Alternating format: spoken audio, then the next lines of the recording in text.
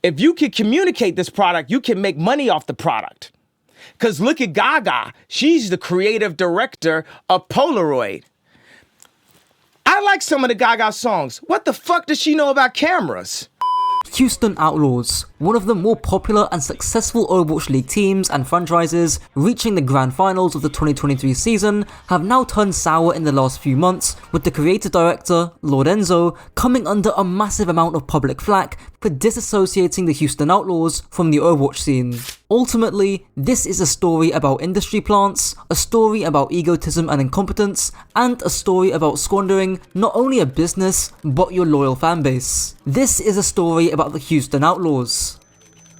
Before I begin, I'm going to condense about 6 years of history in about 60 seconds. And as far as the Outlaws are concerned, I could condense their history into 6 words. Just a little bit mid-mate. If you scroll down their Wikipedia results, they haven't won anything of substance in the last 6 years, and the majority of their Wikipedia is plastered in blue. However, at least until this year, things started to change and the Outlaws started becoming a solid top 4 to top 2 team in the league. Thanks to the addition of Fearless, one of the best Winstons in the world, Shu, one of the best flex supports in the world, alongside a great DPS lineup, as well as backing from one of the most respected coaches in Overwatch, Drunkbuck, Outlaws was set to have a great year. Having signed Bernard, who outperformed expectations on tank in spite of his hiatus from the game, alongside with Atlanta fumbling the bag in playoffs. And then we play Boston and we would easily beat them as well. And then that's instant top 4. And then we would play Houston, who we beat the fuck out of the past 2 weeks, the scrims leading up to that, because I thought they were awful. Houston managed to creep their way into the grand finals, and while it wasn't really close, this is still by far the biggest achievement for Outlaws to have made in their 6-year tenure. But shortly after reaching some of the highest highs in the franchise history, due to the uncertainty of the league's future, on October 9th, all of the roster understandably did not have their contracts extended.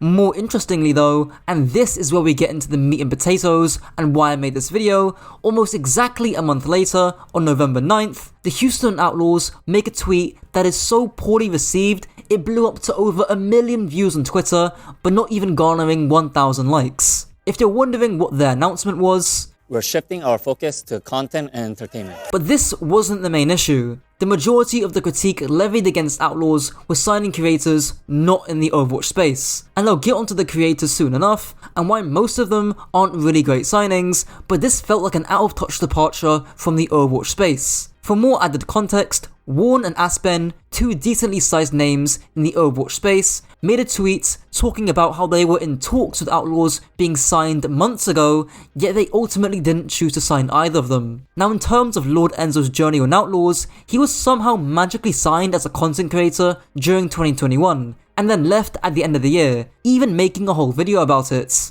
But there's no clear timeline on where Outlaws signed him back as a creative director. I can't find it in Outlaws' Wikipedia page, I can't find it on his YouTube, on his Twitter, or even on Outlaws' Twitter. It seemed to be a quiet move made by the org. However, there's tweets as far back as May 30th of this year that show Enzo still interacting with the Outlaws directly, and it includes Warren too, so it's probably reasonable to believe that he was at least creative director around this time. Okay, so future Kajor here. One kind of big thing I didn't mention was actually that Enzo is under a content creator collective called Juggernaut HTX, who is also under the Houston Outlaws. And if you go to Juggernaut's pinned tweet back in early March, you can see that Enzo is one of the founding members alongside Carlos Ivan, who changed his Twitter handle, but he still has the original @ in his email in his Twitter bio. So, if you connect the dots, one could argue that Carlos' signing to the Outlaws in November was a form of nepotism. I mean, why else would you sign a guy who's got basically no social media following over Warren and Aspen? Aspen is literally one of the biggest Overwatch streamers out there, why would you not sign her? Not to mention, I genuinely don't know how Juggernaut are actually making any money, because their Twitch is dead, their TikTok is dead, and yes, they're doing clones of Jubilee content,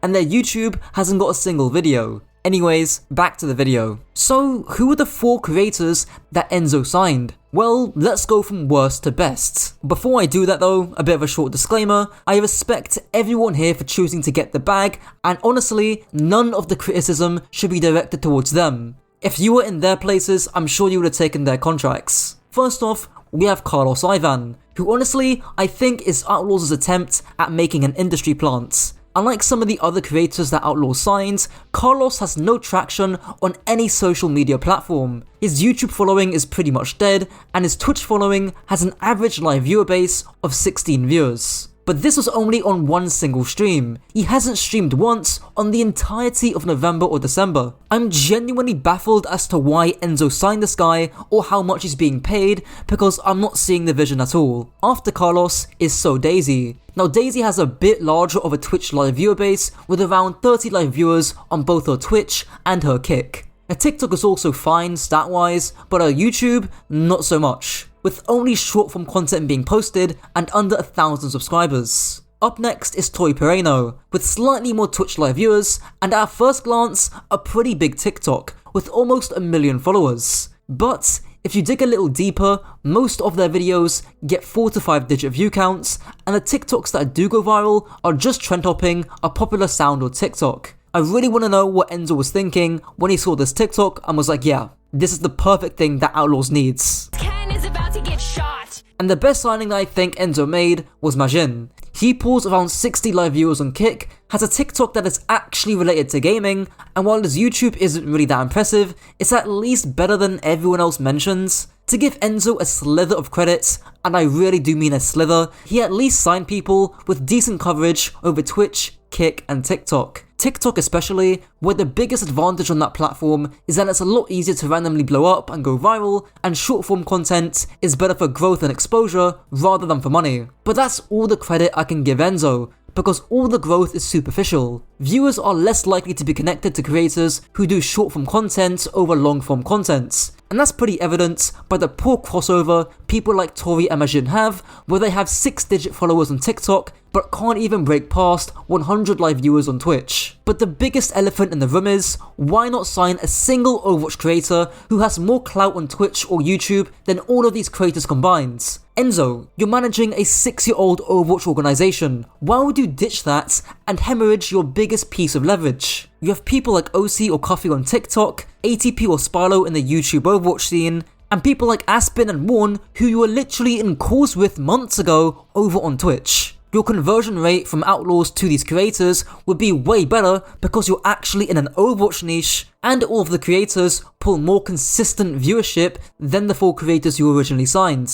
And honestly, it's fine to diversify and not put all your eggs in the Overwatch basket, but just sign 1 or 2 creators that actually have something to do with Overwatch, and this move would have made so much more sense. Now when this came out, Enzo got a lot of pushback, and understandably so. His main retaliation was him tweeting out his business degree, and he still got cooked by the Overwatch community, with the main point of criticism being that it's mostly meaningless, and his degree has nothing to do with the choices that he's made as creative director. He tweeted roughly a week later that he was going to stream on Twitch and talk about how the quote-unquote smearing campaign will stop, but unfortunately, Enzo ended up deleting that Twitch VOD, so I can't actually show you anything he said.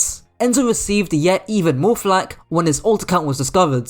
Nobody actually knew it was Enzo on this account, but the majority of it was just retweeting Andrew Tate and defending Enzo himself, which I guess he was too scared to do on main. The Outlaws also made an official clarification or apology tweet, but it still didn't address any of the actual criticism levied towards Outlaws, which again was mainly that their signings made almost no sense, and if you want to branch out to other games, perhaps don't alienate the fanbase that got you to where you are. Anyways, that's most of the controversy, and now just over a week ago, Outlaws signed another creator who's on a similar level to Majin, I'd say. He's a Fortnite pro and streamer and pulls around the same numbers as him. And at around the same time, the Outlaws had a winter tournament which had basically non-existent viewership.